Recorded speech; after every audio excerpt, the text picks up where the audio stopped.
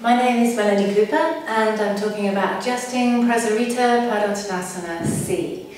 So this pose it's a wide-legged forward bend, so that means you have to go very carefully, taking anyone further forwards, because the hamstrings and one of the adductors, adductor magnus, that attaches to the sit bones, are very vulnerable in this position.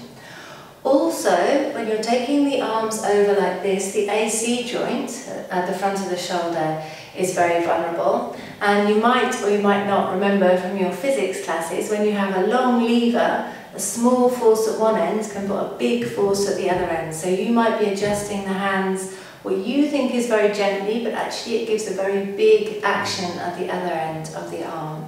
So all that is to say, be very cautious and very gentle when you're adjusting this pose.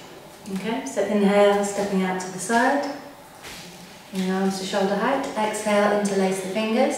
So the hands stay open in this pose. So if you close the hands together, it also gives a closing in the upper back. So keep the hands open. And then inhale, lift the chest. And exhale, folding forwards. So the first option, if someone's not so flexible in this position, is to come in front of the thigh. So I'm just touching, not directly on the knee. You need to make sure that the other foot is forward, so you've got a really stable foundation.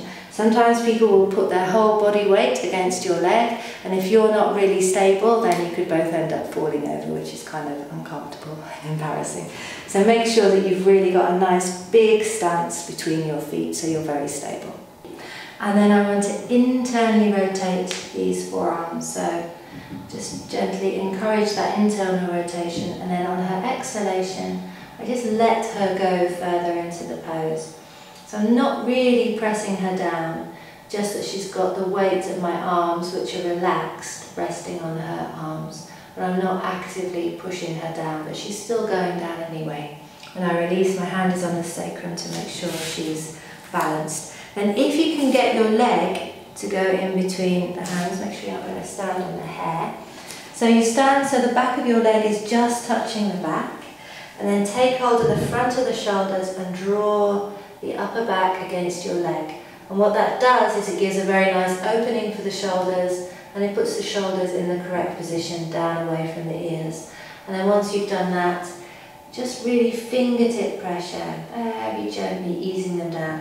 If someone's just about to lose their grip, then pressing the wrists in towards each other, just so that they can relax, knowing that they're not going to lose their grip, quite often can take them deeper into the pose, but I'm not really pressing down. And then as I release, again, my hand to the sacrum to make sure she's got her balance, hand to the shoulder, and I help her up.